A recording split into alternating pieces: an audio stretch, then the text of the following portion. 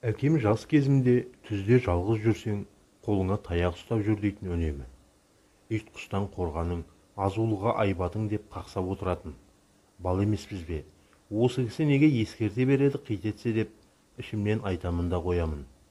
Бірде өзі әкем әлім атамды жасы келіп өлер шағында ағашқа байлап баққан деп қалды. Елең еттім. Менің таңғалысымды сезген 80-нің сеңгіріне шыққан Қалдыбек ақсақал сол сырдың жіптігін суыртпақтады. Бұл оқиға шамасы 1911 жылдары болған. Олай дейтінім, әкем Спан сол кезде жасы 18-де, інісі Әбдіахмет 15-ке толған кезі.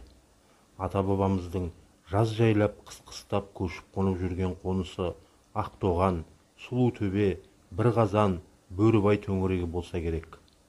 Қырда 40 бәле болса, сырда 80 бәле бар деген ғой. Көп нәрсенің дені көктем шыға басталады емес пе? Сол жылғы көктемде бір құтырған қасқыр шығып, сол маңдағы елді дүрліктірді. Сөйтіп ол бәле ауыл аймақтың қорадағы малына шауып, үрейге салды жұртты. Ауыз салған малды жегенін жеп, жемегенін жарақаттап кететін. Құтырған әккі жыртқышты бірақ ешкім ұстай алмады. Өлтіріп, өртеп жібере алмай әбігер болды ел. Әйтпесе оның қаупі обадан кем емес екендігін көнекөз қазақтың қариялары жақсы білді. Құтырған жыртқыштың тістеген жері аңды да, малды да, адамды да оңдырмайтын. Сол ортаның ойран ботқасын шығарады.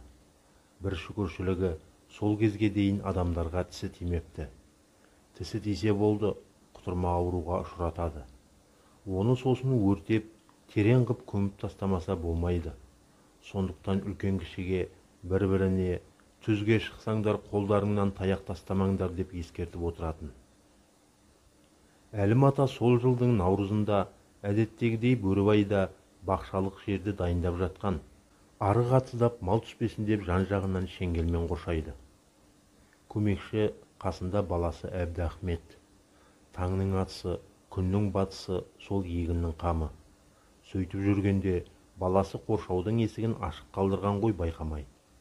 Сол сәтте білдірмей бұққантайлап келген бір жыртқыш кетпен шауып жатқан Әлім атаның ту сыртынан бас салған.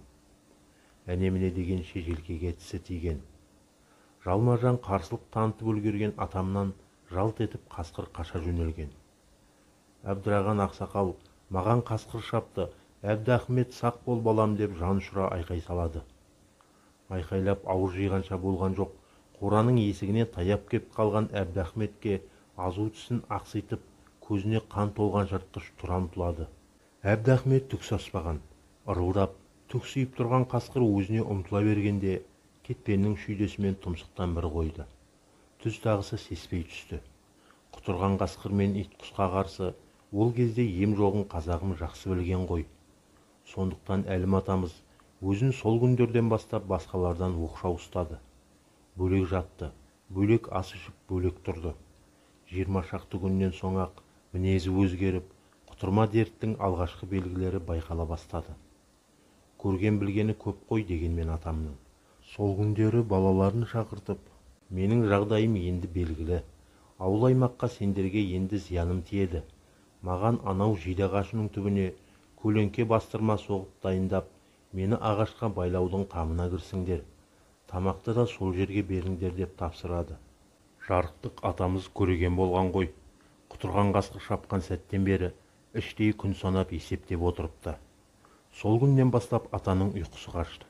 Теңселісі көбейді. Аузынан ақ көбік бұрқырады. Көзі аларып, жанына жан жоласа қарсы ұмтылды. Аса қарған әкелген адамға айбат қылды. Елірді, есі кетті. Бір қызығы тек менің әкем Спан ғана, яғни баласы жақындаса жуасып сала беретін.